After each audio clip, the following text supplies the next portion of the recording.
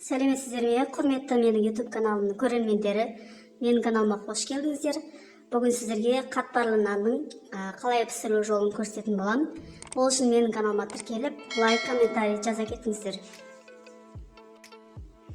Нанымыздың қамырына ұн, жылы су, жылы сүт, тұз және дрожж керек болады. Барлық нәрсені өз қалауыңызша қоса берсеңіз болады.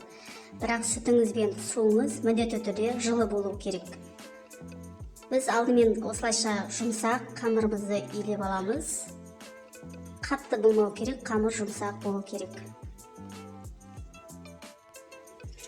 Ұнымыздың ортасын ашып, осылайша суды құйып, асықпай баппен біріктіріп илеп аламыз. Арасында түйіршіктер қалып кетпеу керек. Міне қамырымыз дайын болып қалды. Бетін жауып, жылы жерге көтерілгенше қойып қоямыз. Енді салмасына бізге жуа 3-4 жуа керек болады. Малдың іш майы керек болады. Сұйық май керек болады. Пиязымызды майдалап турап аламыз. Міне пиязымызды майдалап турап болдық. Ендігі кезекте іш майды да майдалап турап аламыз.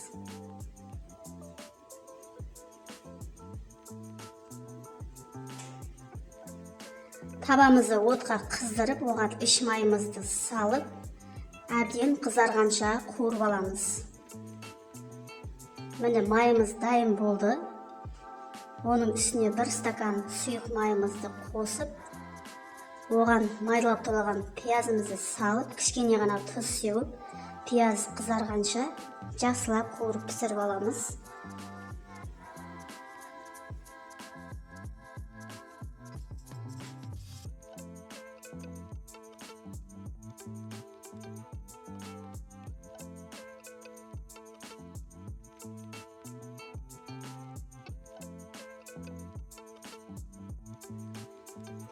Міне біздің пиязымыз қуырылып дайын болды. Енді кезек қамырымыз көтеріліп дайын тұр. Қамырымызды ыдыстан шығарып, майда бөліктерге бөліп аламыз. Менің қамырым 8 бөлікке бөлінді, яғни 8 нан шығады.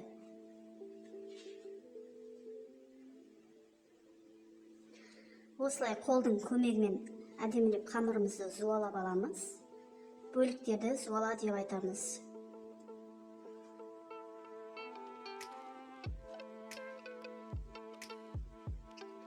Зуалап болғаннан кейін қамырымызды 5-10 минутқа демалдырып қоямыз, бетін жауып.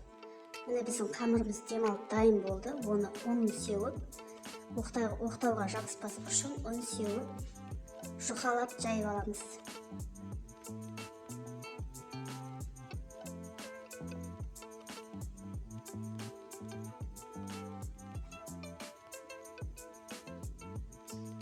Қамырды бір келігі тегіс етіп жаюымыз керек.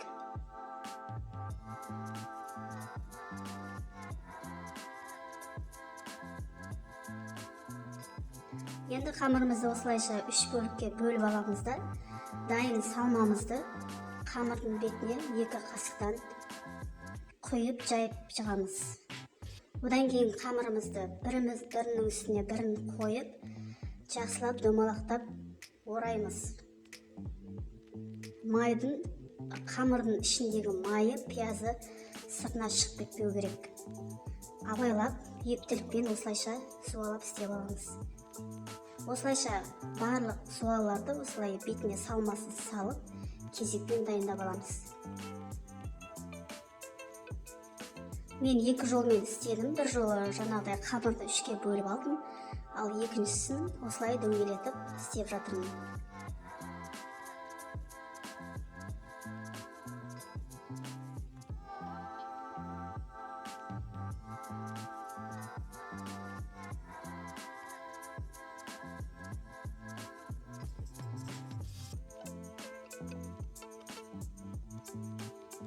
Міне біздің барлық қамырымыз дайын болды. Енді бетін жауып демалдырып қоямыз. Міне қамырымыз демалып дайын болды. Енді оны кішкене ғана ұн сеуіп, жақсылап жайып аламыз да, қызып тұрған духовкамызға 250-300 градуста 20-25 минут пісіріп аламыз. Өз қалауларыңыз бойынша нанның бетін сәндеуіңізге болады. Тікеш болама вилка, либо пышақ болса да болады.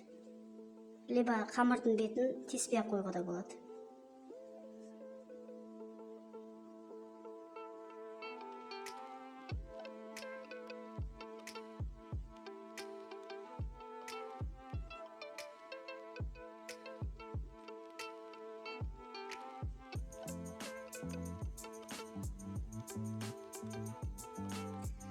Міне әнімне дегенше біздің нандарымыз дайын болды.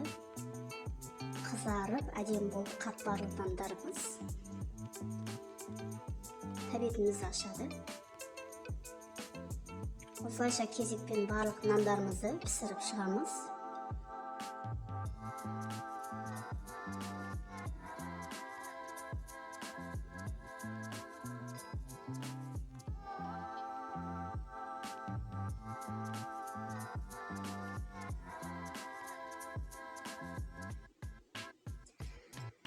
Құрметті менің YouTube көрермендерім, осы рецепт бойынша сіздерде үйлеріңізде жасап көріңіздер. Менің видеом ұнаса, лайк басып, комментарий қалдырыңыздар, тіркеліп кетуді ұмытпаңыздар.